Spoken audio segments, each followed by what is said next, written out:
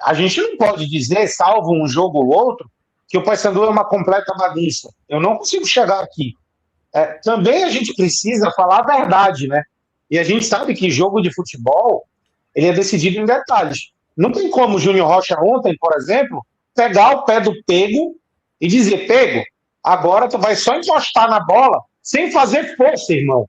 É só encostar na bola que ela entra no gol. Não tem mais goleiro. Não precisa fazer movimento de chute. Isso o técnico não pode entrar lá no campo e fazer. Então a gente precisa também dar um desconto para o trabalho dele nessa questão técnica do material humano que ele tem, que é culpa do próprio material humano e é culpa da diretoria que dá isso para ele trabalhar. Então, dito isso tudo, eu, se tivesse com a caneta na mão, eu ainda não pensaria na troca de técnico. Eu investiria a minha força, o meu dinheiro, a minha capacidade financeira em criar mais opções para que esse técnico, na condição técnica que ele tem, que ele encontre outras soluções para esse time do Paysandu.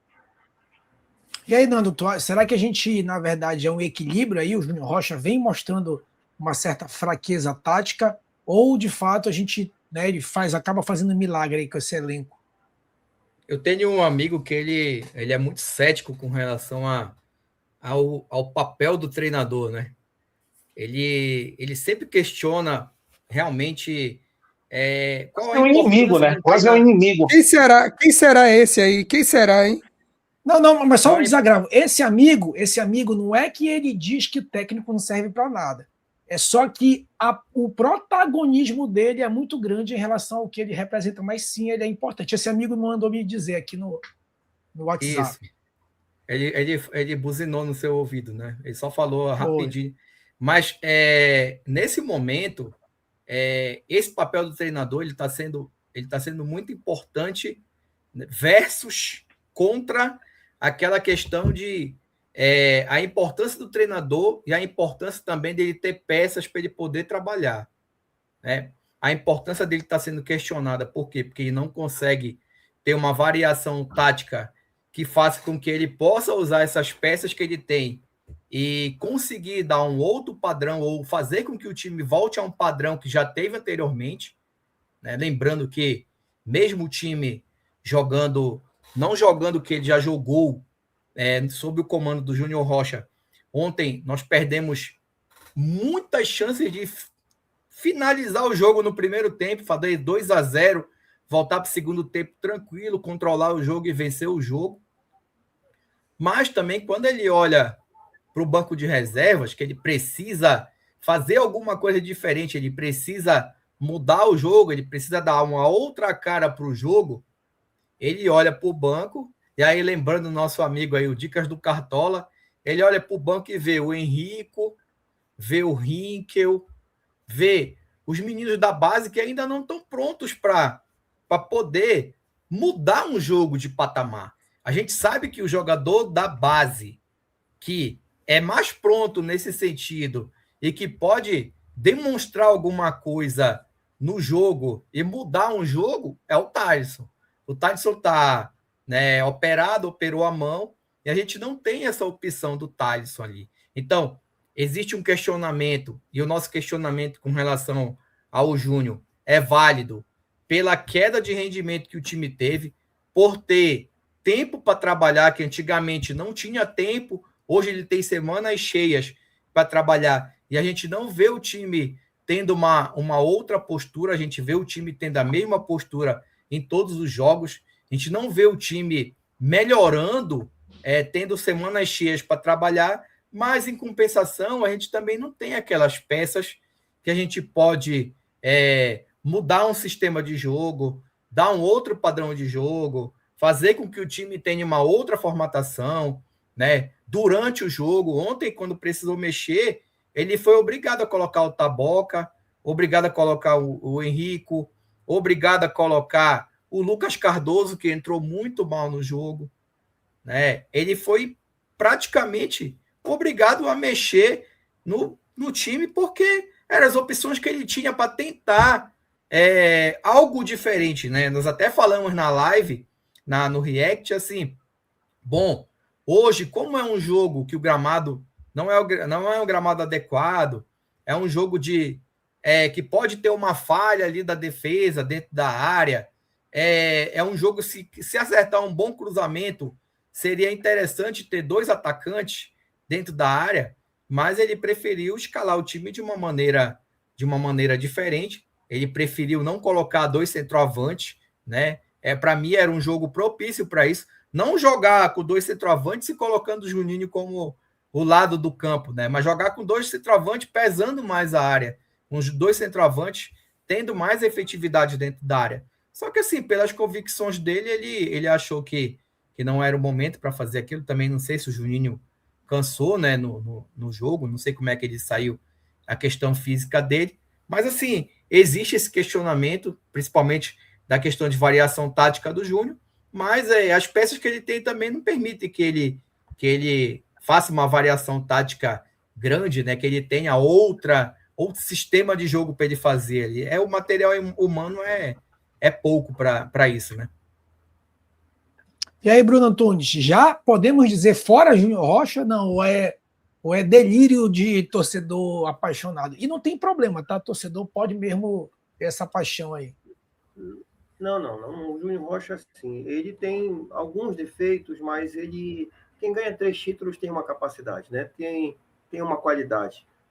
Ninguém ganha também 3 títulos por acaso, principalmente, de repente, o que a gente menos esperava, que era o Campeonato Paraense. Então, ele tem a qualidade dele, a gente fala que ele não tem muita variação tática, que ele tem algumas condutas, principalmente na hora de substituir, que muitas das vezes a gente não concorda, mas agora, principalmente, que ele perdeu alguns jogadores do elenco, está mais limitado ainda essa questão do banco, né? A gente estava lá na live ontem, no React, e a gente falou que o banco é sofrível, né? Então, e ter que fazer, não seja obrigado, né? Mas até pelo desgaste físico, muitas das vezes a gente tem que fazer 5 substituições. Aí, infelizmente, a gente tem que botar com os jogadores que a gente sabe que não vai resolver, ele coloca os jogadores, parece, muitas das vezes, pelo menos para mim, que nos 2 últimos jogos ele fez trocas meio que aleatórias, mas para dizer, olha, eu estou tentando, hein? Vou colocar 3 aqui de uma vez, bora ver o que dá. Ó, estou tentando, se não der certo, a culpa não é minha. E aí o respaldo dele é esse. É um elenco limitado, é um banco de reserva que não existe, e ele tem um time. Ele tem 11 jogadores na conta do chá. Desses 11 jogadores, quando 3 ou 4 estão abaixo de uma normalidade, pronto, afunda o time, pessoal. Afunda o time. Eu, pelo menos, elogiava demais o Cleiton Pego. Os últimos 3 jogos do Cleiton Pego está irreconhecível, cara. Entendeu? Então, o Marcinho tá tentando e tal, o Edilson, sabe? Então, quando tem jogado o Tylon ontem, o Tylon me irritou de tal forma. E o Tylon não é de hoje, que não vem jogando bem também. Então, quando ele tem um time limitadíssimo, tecnicamente, que tem só aqueles 11, e quando dos 11, 3 ou 4 estão abaixo, acaba sendo um respaldo para ele. Olha, eu estou fazendo o que eu posso. Aliás, tem 12, né? A gente pode considerar o Ítalo como reserva do Juninho e o Juninho como reserva do Ítalo. Vamos pôr 12 aí. É o único titular reserva que ainda pode estar entrando, ele e o Thalisson. E o Thalisson está machucado. Então, a gente está numericamente, pessoal, não é só a qualidade técnica. O Paysandu já tinha um elenco reduzido e agora está mais reduzido ainda com as saídas que estão acontecendo. Então, a gente falava de 5 reforços, 6 reforços, quando estava tudo normal, a gente ainda não tinha pegado essas porradas todas, a gente não estava perdendo jogador. Eu acho que se for fazer o que precisa, de repente a gente precisa até dos 8 reforços. Mas aí vão me chamar de maluco. Ah, Bruno, tu é maluco? Como é que a gente vai contratar 8 reforços se o presidente já disse que não vai fazer loucura? Eu sei, mas que a gente precisa, a gente precisa. Eu sei que a gente não vai ter 8. Se a gente tiver 5, eu vou até me dar por satisfeito. Mas que numericamente a gente precisa. Então, dá para subir com o Júnior Rocha. Nessa Série C, dá para a gente subir com o Júnior Rocha. Quando acabar a Série C, reavalia o trabalho dele. Mas não tem como tu trocar agora de técnico. O técnico tem que conhecer o time. E, cara, ia começar tudo do zero. Então, eu sou totalmente contra a substituição do Júnior Rocha nesse momento. E aí, Anderson, você que é o fã do homem do vovô, você e o Bruno Alves, é hora de voltar acionar o protocolo vovô Hélio, Anderson? Não, rapaz, assim, olha, digamos que o Guardiola venha treinar o Paysandu. Né? Ou bora lá. Não. Aí, peraí. Papai Hélio e Márcio Fernandes não podem estar na mesma frase, tá? Mas digamos que o Guardiola venha treinar o Paysandu, e se aparecer a oportunidade do Papai Hélio voltar, eu aceito o Papai Hélio com tranquilidade. Apesar dele se incomodar até com a cor do azulejo do vestiário do Paysandu, eu aceito o Papai Hélio com toda sinceridade aqui. Não esqueça do Gatorade, não esqueça do Gatorade. Exatamente. Mas ó, uma reclamação dele já não vai ter, porque chegou o equipamento, né? O equipamento que toda a coletiva ele ficava falando do equipamento, já está lá na Curuzu. Então, o Quinel. Então, falando sobre o Júnior Rocha, obviamente aqui o Júnior Rocha merece ser elogiado por tudo que ele fez na temporada. A gente destacou muito o trabalho do Júnior Rocha. E na partida de ontem fica um pouco complicado de questionar o trabalho dele, pelas opções que ele tinha, por como o Nando destacou, e o Bruno Alves também, o Antunes destacaram.